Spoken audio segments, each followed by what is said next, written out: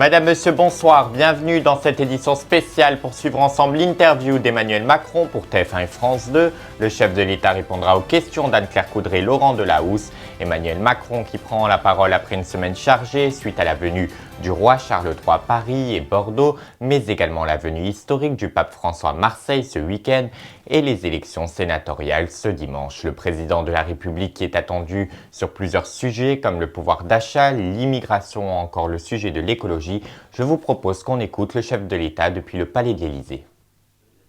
Nous avons reçu le roi Charles III, nous avons reçu le pape à Marseille, le pape qui a interpellé nos démocraties européennes, y compris le dirigeant que vous êtes, sur le drame des migrants.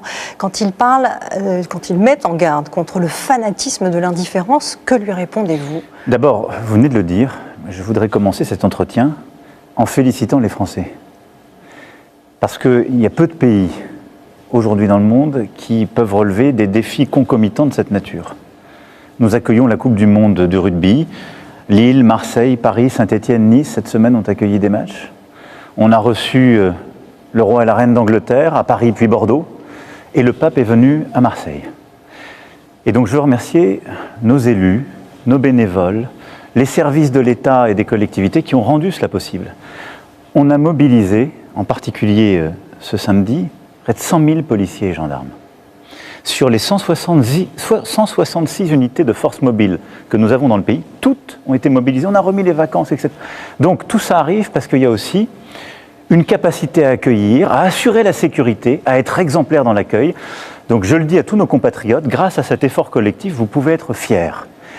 Et cette France qui est au rendez-vous, cette France qui sait accueillir le monde, qui sait donner cette formidable image, c'est aussi celle que nous saurons être dans 300 jours, quand il faudra accueillir les Jeux Olympiques et Paralympiques. Alors il y a le discours du pape sur les migrants, et puis il y a la réalité politique française, européenne. Oui. Est-ce que vous pouvez répondre au pape, par exemple ? Non, le pape a raison d'appeler à ce sursaut contre l'indifférence. Parce qu'à chaque fois qu'on parle du sujet de l'immigration, on parle de femmes et d'hommes, il ne faut jamais l'oublier. Puis après, 28 000 morts en 10 ans. Et je l'ai eu l'occasion moi-même de le dire, mais l'Europe est le continent qui fait le plus. Et donc, ce qu'il faut voir aujourd'hui, c'est que d'abord, nous, Français, nous faisons notre part. Il y a en moyenne environ 100 000 demandeurs d'asile chaque année dans notre pays. On accueille de plus en plus d'enfants, nos départements le savent, et l'État est à leur soutien et continuera de l'être, je veux ici leur dire. Nous investissons, et on l'a augmenté très fortement ces dernières années, 2 milliards d'euros par an sur ce qu'on appelle l'hébergement d'urgence, ce qui permet de loger les sans-abri de notre pays. Mais pour près de 60%, ce sont des femmes et des hommes qui attendent un titre ou sont en situation irrégulière que nous logeons. Donc la France fait sa part. Mais il faut ce message d'universalisme. Moi, je ne suis pas indifférent et nous devons être humains, accueillir en particulier ceux qui fuient des conflits. Mais on doit aussi être rigoureux parce qu'on a un modèle social qui est généreux. Et on ne peut pas accueillir toute la misère du monde, comme disait un ancien Premier concrètement, ministre. pour les migrants de Lampedusa, combien on va en accueillir ? Et Gérald Darmanin a parlé de ceux qui auraient et obtiendraient l'asile politique. Combien de migrants de Lampedusa vont arriver et Le rester ministre en de France ? l'Intérieur a eu raison Oui. de distinguer la situation de migrants qui arrivent et qui iraient à travers l'Europe, avec des femmes et des hommes à qui on donne un titre et qui sont en attente de l'asile, qui sont à ce moment-là des réfugiés, des gens dont on instruit la situation. Qu'est-ce qui se passe d'abord à Lampedusa ? Ce que vous avez montré ces dernières semaines, c'est la réalité du phénomène migratoire. Il est européen. Et donc, le cœur de la réponse n'existe pas en franco-français. Et moi, c'est aussi pour ça que je veux qu'on travaille avec la présidente du Conseil italien, parce qu'elle a fait un choix fort, qui n'avait pas été celui, il y a quelques mois, suivi par l'Italie. C'est cette crise migratoire qui l'a amené aussi au pouvoir. Oui, mais je note que là où il y a dans sa majorité des gens qui sont sur une réponse simpliste et nationaliste, là où il y a pu avoir à certains moments une Italie qui a dit on ne prend plus les bateaux, on les renvoie chez les autres, l'Italie prend sa responsabilité et elle joue son rôle de ce qu'on appelle le premier port sûr. Nous devons jouer notre rôle en Européen et aider les Italiens. On ne peut pas laisser les Italiens seuls. Et donc la réponse, elle est d'ensemble, elle est européenne. Première chose, on doit, nous Européens, avoir une approche cohérente avec les pays d'origine. Et donc, C'est-à-dire que ce n'est pas qu'une question européenne, ça veut dire que c'est une question qui relève aussi des États africains. En l'espace, c'est une question où l'Europe doit jouer groupée, ce qu'elle n'a pas fait jusqu'alors, et où on doit jouer avec les pays d'origine et ce qu'on appelle les pays de transit. Laissez-moi vous le dire juste de manière très simple. La plupart des migrants qui sont arrivés à Lampedusa venaient d'Afrique subsaharienne, avec beaucoup de pays auxquels nous envoyons beaucoup d'aide publique en développement, et la France a augmenté cette aide. Nous sommes au rendez-vous de nos engagements. Et beaucoup de pays dans lesquels nous avons des ambassades qui délivrent des visas. Donc, nous devons, en Européens, mieux conditionner notre aide à une politique responsable en matière migratoire. Et en disant, on vous aide sur des projets pour donner des opportunités économiques à la population, mais vous devez nous aider à démanteler chez vous les réseaux qui conduisent ces gens à quitter leur pays. Mais jusqu'ici, ça ne fonctionne pas. Et surtout, beaucoup mieux coopérer au retour. Ça ne fonctionne pas parce qu'on ne l'a jamais fait en vrai, en européen. Et vous dites quoi, j'ai la essayé de le Tunisie, faire au en Maroc, franco-français. à l'Algérie? Alors, ça, ce sont les pays de transit. Oui. Moi, je le dis, première bataille avec les pays d'origine. Et c'est coopératif. Mais on doit les réengager. Et ça doit faire partie de la relation partenariale entre l'Europe et l'Afrique. La deuxième chose, ce sont les pays en effet de transit. Là, on a eu en quelques heures, en tout cas en quelques jours, plusieurs milliers de migrants qui arrivent à Lampedusa et qui partent tous du port de Sfax. Je souhaite qu'on engage avec la Tunisie, en européen, là aussi une politique responsable. On vous aide budgétairement. Et là-dessus, l'Italie et la France sont d'accord ensemble et je souhaite qu'on obtienne un accord européen. Il se trouve qu'on va beaucoup parler d'immigration parce Attendez, que mais je vais au bout, c'est essentiel. Et deuxième chose, moi je veux qu'on leur propose d'embarquer des études et des experts, des matériels, etc., sur leur côte pour démanteler ces passeurs. Et c'est un partenariat respectueux. Il se trouve que c'est ce qu'on fait, nous, avec les Britanniques. On accepte d'avoir des experts britanniques à Calais pour nous aider à démanteler ces réseaux de passeurs. Et on a de très bons résultats. On va proposer la même chose aux États de transit dans la rive sud de la Méditerranée. Parce que la clé, c'est qu'on doit mieux protéger nos frontières. Et donc Libye, par exemple, est-ce que vous serez en mesure d'envoyer des équipes? Exactement, et nous l'avons fait par le passé. Il y a quelques années, nous avons su le faire en formant des gardes-côtes libyens en équipant mieux. Et donc je veux proposer à la présidente du Conseil italien et convaincre les autres Européens et la Commission de mettre plus de moyens dans ces pays de transit, de leur proposer des partenariats pour éviter les départs, parce que c'est là que les gens prennent tous les risques. En Méditerranée, vous l'avez dit, c'est ce que dénonçait le pape. On va parler par mais il faut aller, c'est un tout. Ensuite, quand on arrive, on doit avoir une politique européenne, et c'est là aussi où on va aider l'Italie. Quand les migrants arrivent à Lampedusa, il faut que l'Europe aide à enregistrer les situations. Et donc ça, c'est un investissement de l'Europe tout entière. Et puis après, on va peut-être y venir, mais il y a nos réformes nationales. On ne saura pas combien de migrants vont être accueillis. Nous, on en a accueilli plusieurs dizaines de milliers ces dernières années, mais c'est très peu. On va continuer à le faire. Pas en relocalisation de l'Italie. En relocalisation et aussi de l'Italie. Mais la clé de tout ça, c'est qu'on ait cette politique que j'évoque.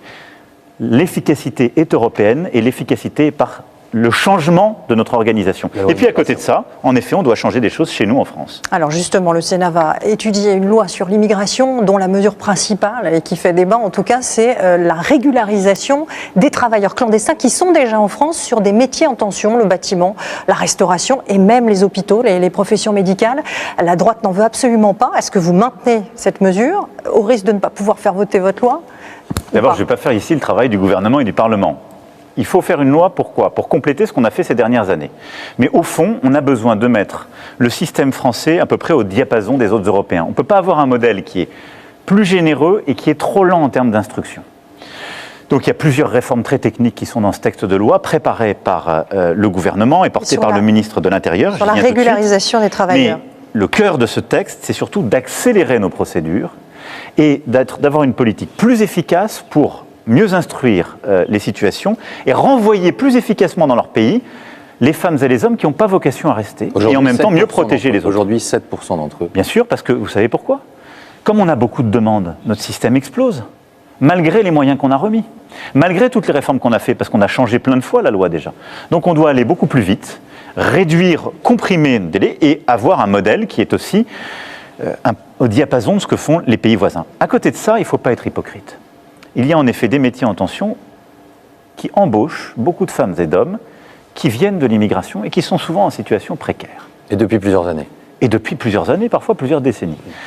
Là-dessus, moi je souhaite qu'un compromis soit trouvé. Je pense qu'il y a un compromis intelligent, mais je vais être simple. Les métiers en tension, il faut d'abord quand même essayer de faire que ce soit nos compatriotes qui y aillent. On a encore 7% de chômage, et c'est le cœur de la réforme France Travail. On ne peut pas accepter un discours qui consisterait à dire c'est des gens qui sont étrangers en situation irrégulière qui vont occuper les métiers dans le BTP, la restauration ou autre. Non, Il y a des Françaises et des Français qui sont au RSA, qui parfois ont la possibilité d'occuper ces emplois. Il faut les former, les aider parfois au déplacement, au relogement, mais enfin plutôt les accompagner sur ces métiers. Justement. Ensuite, il n'y a pas de droit inconditionnel à la régularisation. Il n'y en aura jamais. Il faut continuer à lutter contre les réseaux d'immigration clandestine, pénaliser les employeurs qui utilisent ces réseaux. Mais après, il y a des situations très humaines.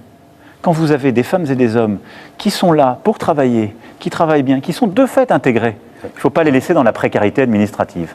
Et donc c'est ça ce que doit trouver ce texte, c'est du bon sens. On a beaucoup de questions ce soir. Le pouvoir d'achat qui est devenu une urgence pour beaucoup de Français. Le 15 du mois, beaucoup d'entre eux finalement ont beaucoup de mal à finir ces fins de mois, demandent à leur patron parfois justement un salaire anticipé. Face à l'inflation, comment vous allez vous débrouiller pour faire baisser ces prix auprès des distributeurs, auprès effectivement des grandes surfaces et des industriels? Vous allez les remettre à la table pour que finalement on arrive à baisser les prix de l'alimentaire. C'est ce que les Français attendent. Ils ne voient que les prix augmenter depuis des mois. Vous avez raison. Alors d'abord, vous avez commencé votre question, moi je trouve par l'approche que je partage. C'est-à-dire que le pouvoir d'achat, c'est la rencontre d'un salaire et des prix de la vie. Bon. La première chose sur laquelle on se concentre, et on va continuer de le faire, c'est créer des emplois et d'avoir des emplois qui sont de mieux en mieux payés. Depuis 2017, on a créé 2 millions d'emplois. Donc on a beaucoup de gens qu'on a sortis d'une plus grande précarité encore. Ensuite, avec des salaires parfois très faibles. Non mais, pardon, mais avec beaucoup de contrats, contrairement à ce qui est dit. Ça veut dire qu'il faut indexer les salaires. Ensuite, non, on a un système qui fait que le SMIC, il est plus qu'indexé. Donc, depuis le début de la crise énergétique, depuis le début de l'année dernière, notre SMIC en France, il a augmenté de 11%. C'est très peu il y a très peu de pays européens où d'abord où il y a un tel salaire minimum et il a autant augmenté. Ensuite, la dynamique salariale, elle a à peu près suivi l'inflation quand on regarde les choses. Donc on va continuer le travail pour créer des emplois et aller vers le plein emploi, c'est essentiel. On va ensuite continuer d'accompagner l'augmentation salariale. C'est pour ça qu'il y a une conférence sociale qui va s'organiser début octobre. Donc ça veut dire que les Français, ce qu'ils entendent ce soir, c'est qu'il y a une possibilité pour eux, en fait, on va travailler avec toutes les branches, pour les plus bas salaires, d'être augmentés. On va travailler avec toutes les branches qui ont encore un salaire minimum qui est sous le SMIC légal. Et il faut en effet que dans certaines branches, les employeurs embauchent mieux, accompagnent mieux. On a aujourd'hui beaucoup de femmes et d'hommes qui sont dans des métiers, par exemple, de l'aide à domicile. Ils ont une indemnité kilométrique qui ne correspond plus au vrai coût de la vie. Ils ont des taux horaires qui sont plus satisfaisants. C'est d'ailleurs pour ça qu'ils ont de plus en plus de mal à embaucher. Justement, donc ça, c'est des négociations sociales. Et puis il y a la question des salaires. Ça, c'est au niveau de l'entreprise qu'il faut le faire. Je ne suis pas pour qu'on indexe tous les salaires sur les prix, parce qu'à ce moment-là, on crée complètement une boucle inflationniste. Je crois au dialogue social, au niveau des branches, là on a les problèmes identifiés, et au niveau des entreprises pour la question de la carrière. Vous parliez d'indemnité kilométrique. Attendez, je vais répondre à la question sur l'alimentation. Parce que rapidement, ça, c'est ce qu'on a fait, c'est sur les salaires, c'est très important. On les met plus régulièrement à la table des négociations. À côté de ça, je vais ici redire que la nation française, elle a investi des dizaines de milliards d'euros pour bloquer les prix sur l'électricité, le gaz et les aides, les chèques successifs. Mais malgré ça, sur l'alimentation, aujourd'hui, les gens ont du mal. 20%.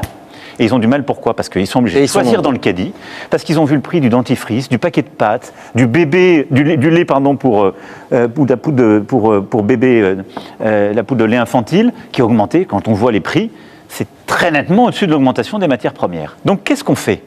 Ce mercredi, au Conseil de ministres, un texte arrive qui va nous permettre de réouvrir ce qu'on appelle les négociations commerciales. Et avec entre les grandes enseignes et les industriels. Avec les grands industriels. Parce qu'aujourd'hui, il faut être clair, est-ce que nos agriculteurs, ils profitent de la crise? Non. Non.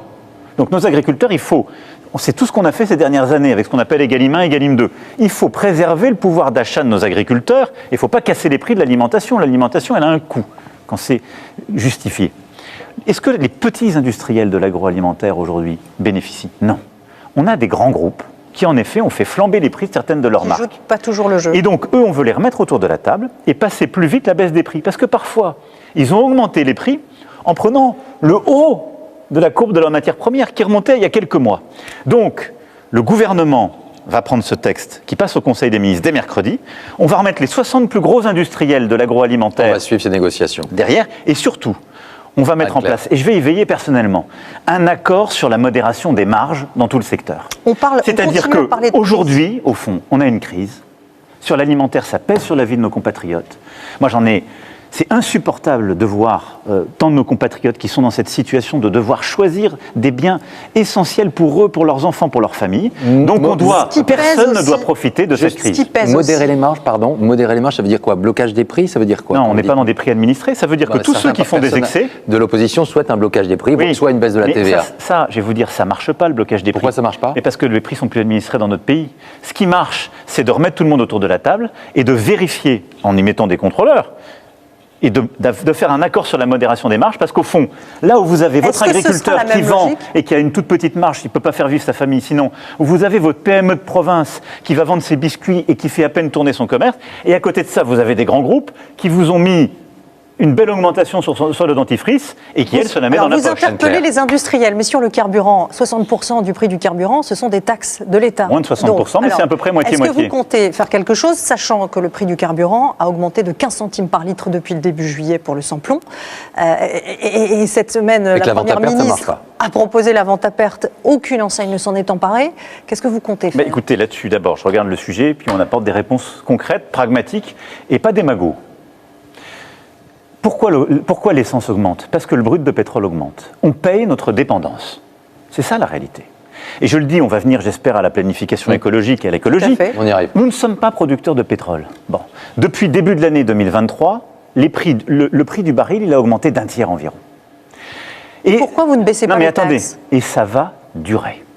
Et ça va durer. Donc, ça veut dire qu'il faut continuer à accompagner avec une indemnité carburant? Ça veut dire qu'il faut responsabiliser tout le monde et accompagner. Mais ce que je veux dire par là, c'est que la raison de l'augmentation, ce ne sont pas les taxes, c'est la géopolitique internationale. C'est-à-dire c'est la décision de l'Arabie Saoudite, d'une part, qui est un gros producteur, l'accord un peu tacite avec la Russie et toutes les tensions que nous connaissons. Donc la France va continuer de jouer, mais je veux le dire ici, il n'y a pas de solution miracle. Les Français, ils veulent savoir si ils vont être encore accompagnés. Nos taxes, elles servent à quoi? Il y a environ 50% de taxes sur le prix de l'essence. À quoi servent ces taxes? Pour moitié à financer la transition écologique, c'est-à-dire à financer la rénovation des bâtiments, parce qu'on a besoin d'argent public. Nous dépensons aujourd'hui dans notre budget 33 milliards d'euros pour la transition écologique. L'année prochaine, on dépensera 40 milliards d'euros. Donc, est-ce qu'on peut réduire les taxes qui permettent de le financer? Non. Pour un quart, c'est la sécurité sociale. Est-ce qu'on peut baisser ce qu'on met dans nos hôpitaux ou autres? Non. Et pour un quart, ce sont les régions. Quand j'entends des présidents de régions dire qu'il faut baisser les taxes sur le carburant, faites-moi une proposition pour baisser vos budgets. Alors, Monsieur le Président, mais j'ai pas le sentiment qu'il me fasse une proposition là-dessus. Est-ce que la solution, c'est encore d'apporter une indemnisation, d'accompagner les travailleurs? Alors, la solution, elle est double. Il y a une chose sur laquelle on peut agir, c'est d'essayer là aussi qu'il y ait des marges abusives qui se fassent sur le raffinage. Et donc, la menace de baisser le seuil de revente à perte a été brandie. Elle ne sera pas dans le texte de mercredi, on la garde comme menace. La Première ministre va rassembler tous les acteurs de la filière cette semaine. Et on va leur demander de faire à prix coûtant. C'est-à-dire que personne ne fasse de marge, et en particulier qu'on ait un système de transparence. On l'a sur l'alimentaire, on ne l'a pas assez sur le carburant. On a déjà obtenu d'un grand acteur français, Total Énergie Nouvelle, de jamais dépasser 1,99 €. On a quand même 3500 stations-service qui sont du coup concernées par cette mesure. Les autres distributeurs, ils ne sont pas raffineurs comme les Total. Et donc, pour tous les autres, on va demander aux raffineurs de nous donner la transparence, de voir là aussi où il y en a qui profitent, et d'aller rechercher leur marge. Donc ça, c'est la première chose. D'indemnité supplémentaire pour les Français, pour les travailleurs? Prix coûtant, mécanisme de transparence, pression. Et puis à côté de ça, j'ai demandé au gouvernement, pour le budget qui arrive, de continuer à accompagner les Françaises et les Français qui travaillent et qui ont besoin de rouler pour Donc c'est quoi qu'il en coûte? Enfin, effectivement. Non, pas du tout. On est sorti de cette logique. C'est pas un chèque de plus. Non, c'est un mécanisme qui doit être limité. Pour qui? Pour les travailleurs. Ça dépend de comment évolue le prix. Vous dites les travailleurs. Qui sera limité aux travailleurs, qui ne dépassera pas ce qu'on appelle les 5 premiers déciles, c'est-à-dire la 50% des travailleurs les plus modestes. Et avec un montant? Et qui sera au maximum de 100 €. Quand on regarde ce qui est moyen, on connaît les mécanismes qu'on a déjà pu avoir, c'est 100 € par voiture et par an. Mais c'est très limité, mais c'est beaucoup plus pertinent, si je puis dire. C'est-à-dire on n'aide pas les ménages qui n'en ont pas besoin, et on n'aide pas les déplacements, si je puis dire, de confort. On aide ceux qui en ont besoin pour travailler. Pour travailler parce que, au-delà de la pression qu'on met, on ne peut pas laisser certains de nos compatriotes qui ont besoin de rouler pour travailler face à des prix qui sont durablement élevés. Par contre, je vais être clair, on sort du quoi qu'il en coûte. C'est pour ça qu'on revient sur des prix du gaz et sur des prix de l'électricité où il y a des hausses qui vont se passer en 2024. Mais c'est pour ça qu'en parallèle, j'ai aussi été très clair avec le gouvernement, il ne doit pas y avoir d'augmentation d'impôts. On va continuer les baisses L'écologie avec d'impôts depuis 5 ans. Et ça, je vais ici aussi dire, parce que j'ai beaucoup entendu dans les titres de ces dernières semaines, quand vous avez votre taxe foncière qui augmente, ce n'est pas le gouvernement. Ce n'est pas le gouvernement. C'est votre commune qui le décide. Et c'est un scandale quand j'entends des élus qui osent dire que c'est la faute du gouvernement. Ces 6 dernières années, on a baissé les impôts de plus de 60 milliards d'euros pour nos compatriotes.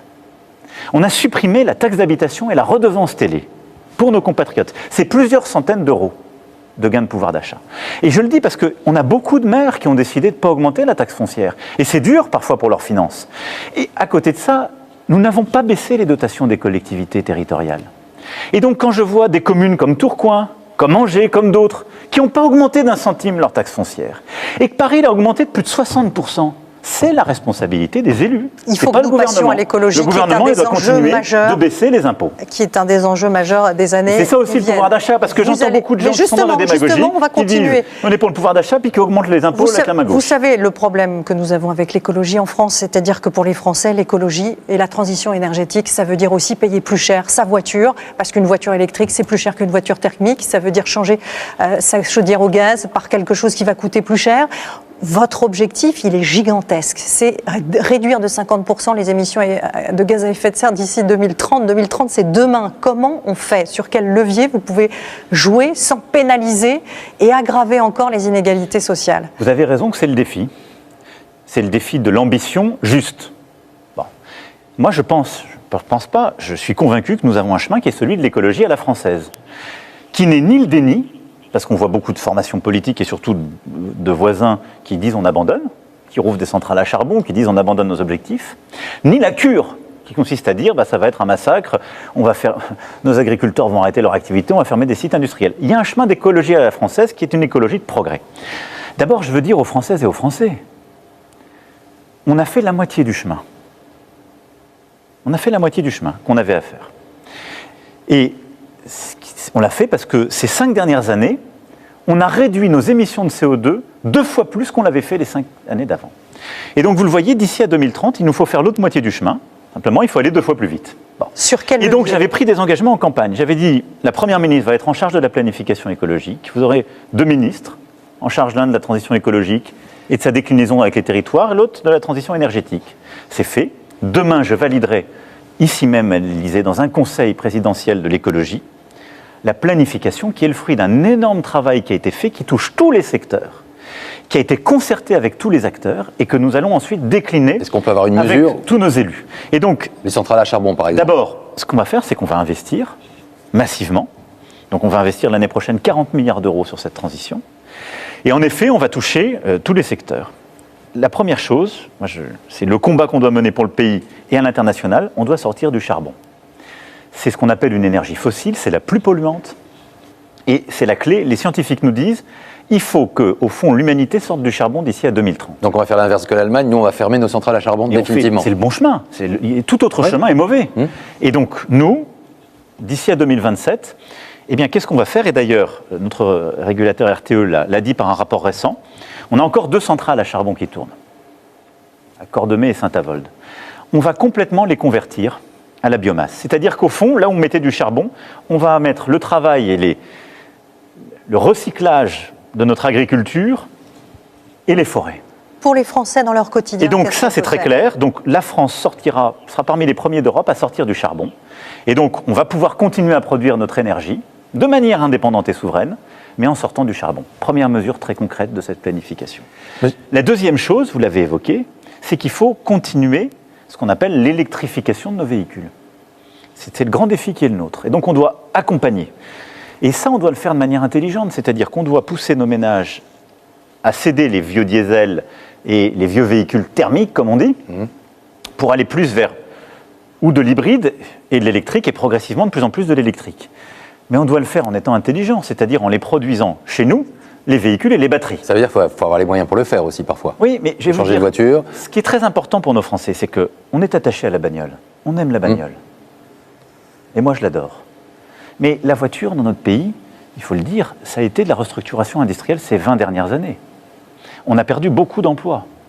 Et aujourd'hui, on produit à peu près, je parle de mémoire, entre 1 million et 1,5 million de véhicules sur notre sol. Ce que nous avons fait ces dernières années, c'est qu'on a relocalisé grâce à l'écologie. Et donc nous sommes en train de reproduire des véhicules électriques sur le sol français. Parce que ces petits véhicules électriques, avant, ils étaient chinois. Et non, parce qu'en fait, avant, on les produisait beaucoup moins. Oui. Et ceux qui étaient achetés, ils étaient chinois. Ils sont encore chinois, oui. Beaucoup trop. Alors, comme mais d'abord, on ne les produisait pas du tout chez nous. Donc comme ils sont à plus haute valeur ajoutée, on peut les produire en France. Donc d'ici à la fin du quinquennat, on aura au moins 1 million de véhicules électriques qu'on produit. Ça veut dire qu'on réindustrialise par l'écologie. Ensuite, il y a 5 ans, quand je parlais aux constructeurs, ils me disaient « Oh là là, malheureux, allez pas trop vite sur l'électrique, on ne produit pas une seule batterie. » On ouvre 4 très grandes usines de batteries électriques en France, en ce moment même. Et toute cette vallée électrique qui ira de Douai à Dunkerque, c'est des dizaines de milliers d'emplois industriels qui vont être créés dans les prochaines années grâce à ça. Donc, une question ça, c'est sur les véhicules. Et ensuite, il faut accompagner les ménages. Qu'est-ce qu'on fait ? Notre fameux bonus-malus, donc on encourage et on allège le coût du véhicule électrique.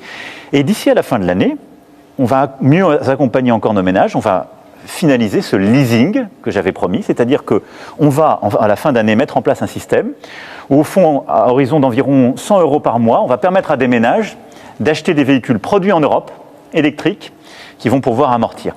Mais ça marche. Et si vous voulez, par rapport au débat sur le pouvoir d'achat qu'on vient d'avoir, l'écologie est la réponse.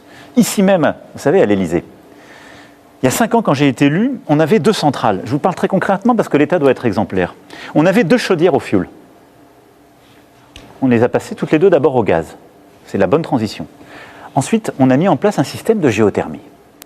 Grâce à ça, on est en train de se passer d'une de ces 2 chaudières.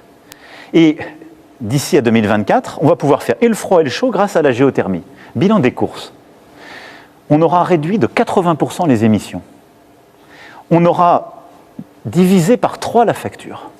Et en moins de 5 ans, on aura fait un investissement rentable. C'est ce qu'on doit faire partout. Simplement, qu'est-ce qu'il faut faire ? Il faut accompagner les ménages les plus modestes. Les Français, changer une chaudière, parfois c'est 15 000 € et c'est compliqué. Et c'est pour ça que, par exemple, sur les chaudières... C'est plus compliqué que pour les mais je veux l'assure, rassembler. Non, mais il faut le faire pour tout le monde, parce que c'est rentable. Mais il faut que ce chemin-là, on l'écrase. Mais pour les entreprises, c'est ce qu'il faut faire. Pour les ménages, je vais être très clair, on est sorti des chaudières au fioul nouvelles. On n'en installe plus. On a tenu ça. Sur les chaudières au gaz, je me suis beaucoup posé la question. D'interdire. On n'interdira pas. Parce qu'on ne peut pas justement laisser nos compatriotes, en particulier dans les zones les plus rurales, sans solution. Par contre, qu'est-ce qu'on va faire ?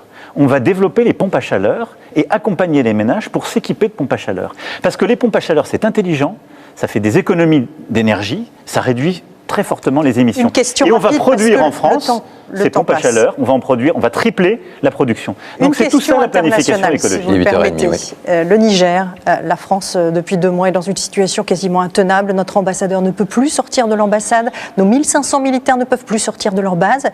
Combien de temps ça peut durer ? Écoutez, d'abord nous sommes au Niger parce qu'à la demande des pays de la région, nous avons été lutter contre le terrorisme. Et quand je vous parle aujourd'hui de cette question, je pense à tous nos soldats qui sont morts au Sahel pour la paix de cette région et pour lutter contre le terrorisme. Nous avons été à la demande du Burkina Faso, du Mali, du Niger sur leur sol pour mener cette guerre. Et Barkhane, cette opération militaire, est un succès. Parce que sans celle-ci, la plupart de ces pays auraient déjà été pris par des califats territoriaux et des djihadistes. Ils nous ont demandé de partir depuis. Non, mais ces pays ont été frappés par des coups d'État. Est-ce que c'est la faute de nos militaires ou de la France ? Non. Il n'y a plus de France-Afrique. Donc quand il y a des coups d'État, nous, on n'interfère pas dans la vie politique des pays. Ça veut dire qu'on ne reste pas là-bas. Mais j'ai eu cet après-midi le président Bazoum. Parce que la seule autorité légitime du Niger, c'est le président Bazoum qui a été élu par son peuple. Et qui est détenu. Et qui, aujourd'hui, est détenu en otage et est l'objet de ce coup d'État, parce qu'il menait des réformes courageuses et parce qu'il y a, au fond, des règlements de compte largement ethniques et beaucoup de lâcheté politique. Je l'ai dit au président Bazoum. Et donc, la France a décidé de ramener son ambassadeur. Et donc, dans les prochaines heures, notre ambassadeur, avec plusieurs diplomates, rentreront en France.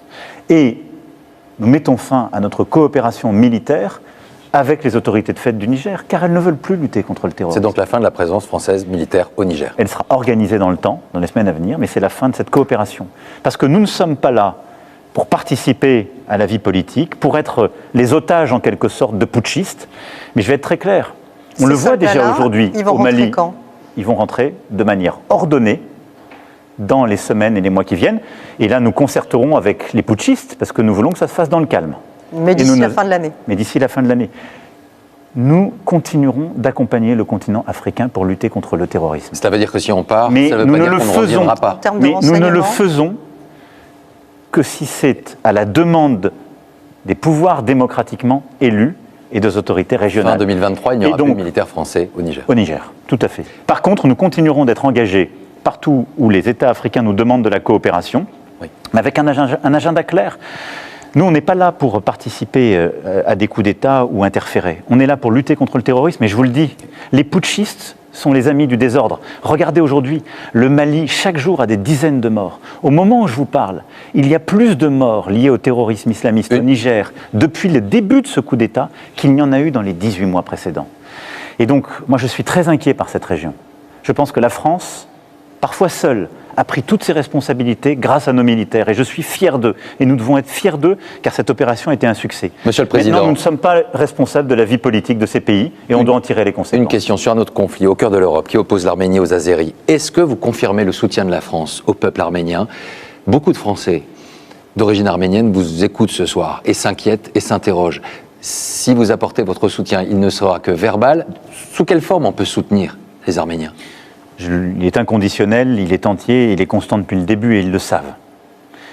Ces derniers jours, nous avons vécu des crimes inacceptables et des opérations de guerre au Nagorno-Karabakh, c'est-à-dire dans cette région qui a été reprise par l'Azerbaïdjan à l'automne-hiver 2020 dans des conditions terribles, et où le droit des minorités, et en particulier de plusieurs chrétiens qui vivent là-bas, de populations d'origine arménienne qui vivent sur ce sol, ont été complètement bafoués. Comment faire pour empêcher que ça se continue et que ça se prolonge? Nous allons et nous continuerons de nous mobiliser sur le plan humanitaire pour venir en secours des populations qui sont au Nagorno-Karabakh et venir les aider sur la question alimentaire et les secours. La deuxième chose, nous apportons un soutien politique pour que, dans la seule paix durable qui peut être négociée, passer des heures de discussion entre le président de l'Azerbaïdjan et le Premier ministre d'Arménie, le droit des minorités, en particulier au Nagorno-Karabakh, soit respecté.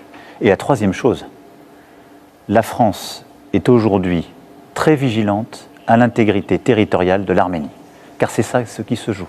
Il faut être très clair. On a aujourd'hui une Russie qui est complice de l'Azerbaïdjan, une Turquie qui a toujours été en soutien de ces manœuvres, et un pouvoir qui est désinhibé et qui menace la frontière de l'Arménie. C'est ça aujourd'hui qui est en risque. La France se tiendra aux côtés du peuple arménien de manière claire et aux côtés du droit international, à chaque fois. Une question politique pour finir. Vous avez été réélu il y a 1 an, pourtant ils sont nombreux à penser déjà à vous remplacer. Que pensez-vous de ce bal des prétendants? Quel regard vous portez? Écoutez, moi je pense à tout le travail que nous avons devant nous et à nos compatriotes qui parfois ne savent pas comment ils finiront la semaine. Et on en a beaucoup parlé, je vous en remercie. Et au fond, on a fait le grand écart ce soir dans les temporalités. On est au milieu d'immenses bouleversements. Mais la France est au rendez-vous. Elle est au rendez-vous des grands moments de son histoire, on l'a encore vu cette semaine. On sera au rendez-vous de la bataille pour le pouvoir d'achat, de la bataille pour le plein emploi, la réindustrialisation, de la bataille pour l'écologie et la biodiversité. La France, elle sera au rendez-vous de la géopolitique et du rôle qui est le sien, de la réindustrialisation, de l'école et de la santé. On n'a pas parlé d'école, on aurait pu parler aussi de la bataille pour nos enfants et les protéger, parce que l'école, c'est aujourd'hui du régalien, c'est un sanctuaire qu'il faut retrouver, et la lutte contre le harcèlement est absolument essentielle. Et je vous le dis, moi je suis concentré à la tâche, avec le gouvernement, avec tous les élus, avec nos maires sur le terrain qui jouent un rôle essentiel, avec toutes les formations politiques à l'Assemblée, au Sénat. Au moment où je vous parle, on a 1/3 de nos sénateurs qui sont renouvelés. Et je veux avoir aussi un mot de respect et d'amitié démocratique et républicaine à l'égard de toutes les sénatrices et sénateurs élus ou réélus, et puis de tous les grands électeurs qui, aujourd'hui, ont accompli leur devoir. Bon. Et donc on est une démocratie stable, qui avance. Moi, je suis garant de cela. Et au fond, au milieu de tous ces changements, la France est au rendez-vous, et la France sera au rendez-vous. Et que veulent nos compatriotes? Ils veulent qu'on reprenne le contrôle de notre destin, le contrôle du pouvoir d'achat, le contrôle de nos finances, Et c'est ça ce il qu'on nous va reste continuer de faire. juste C'est ça mon travail. une minute. Nos compatriotes aimeraient que la vie politique soit beaucoup plus apaisée, Moi aussi. qu'elle en finisse avec les outrances. Cette semaine encore, Fabien Roussel comparait aux collaborateurs d'Oriot. Qu'est-ce qui arrive à la classe politique et à qui profite tout cela? Il nous reste juste quelques secondes. Aux démagogues et aux extrêmes. Et donc je pense que, et j'ai essayé de le montrer lors de ces rencontres de Saint-Denis, l'ensemble des responsables politiques de groupes représentés à l'Assemblée et au Sénat étaient avec moi. On a parlé 12 heures, dans le respect. Moi, j'appelle au respect, à l'humilité, à la concorde. Ça ne veut pas dire qu'on est d'accord sur tout. Mais dans une démocratie, si on veut justement avancer de manière efficace, permet à la France, au fond, de défendre son modèle et d'être au rendez-vous, on doit lutter contre tous les excès, toutes les démagogies et toutes les violences. Elles commencent en étant verbales, elles finissent dans la rue. Je suis leur ennemi. Merci, Monsieur le Président. Merci, Anne-Claire. Merci beaucoup. Merci à Monsieur vous. le Président. Et merci à vous Merci qui à nous tous avez les deux. suivis ce soir. À très bientôt. Merci beaucoup.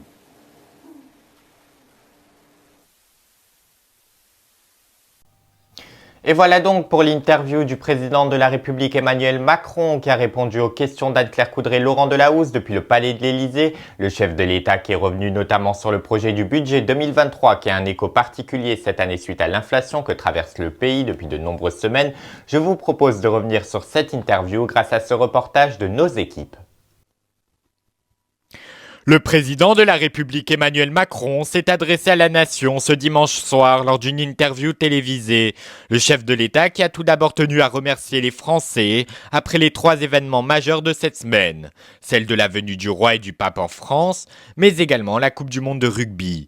Le président de la République est également revenu sur les propos du pape François à Marseille et a dit que la France fait sa part dans l'accueil de migrants, mais que le pays ne peut pas accueillir toute la misère du monde. Cette célèbre phrase de Michel Rocard, le président français qui est également revenu sur le coup d'État au Niger, où il annonçait la fin des coopérations militaires dans le pays, mais également le retour en France de Sylvain Ité, l'ambassadeur au Niger, et ainsi mettre fin à la présence militaire dans le pays. Sur le sujet du pouvoir d'achat et l'augmentation des prix qui touchent les Français depuis de très nombreuses semaines, Emmanuel Macron a annoncé réunir autour d'une table les 60 plus gros industriels de l'agroalimentaire pour essayer de trouver des négociations. Le président qui souhaite mettre en place un accord sur la modernisation des marges avec plusieurs contrôles. Concernant le prix du carburant, il a annoncé ranger dans ses placards la menace de la vente à perdre, qui ne sera donc pas présentée ce mercredi lors du budget 2023 durant le Conseil des ministres. Mais la garde comme menace, a-t-il dit. Le chef de l'État qui va demander à ce que aucun distributeur ne fasse de marge en matière de carburant et que l'essence soit vendue à prix coûtant. Il a également annoncé la mise en place d'une aide à hauteur de 100 € par voiture pour les foyers les plus modestes. Sur le sujet de l'écologie, Emmanuel Macron a annoncé investir pour la transition écologique à hauteur de 40 millions d'euros. Et l'objectif ainsi de sortir du charbon d'ici la fin de son mandat en 2027 et que les 2 centrales soient reconverties à la biomasse. Il a également annoncé que l'installation de chaudières à gaz ne sera pas interdite. Et c'est ainsi que se termine cette édition spéciale suite à l'interview d'Emmanuel Macron pour TF1 et France 2. Je vous donne rendez-vous demain à 20h où nous reviendrons sur la visite historique du pape François à Marseille et la messe qu'il a célébrée ce samedi au stade Vélodrome. Je vous souhaite une excellente soirée, prenez bien soin de vous et de vos proches et à demain sur IA1.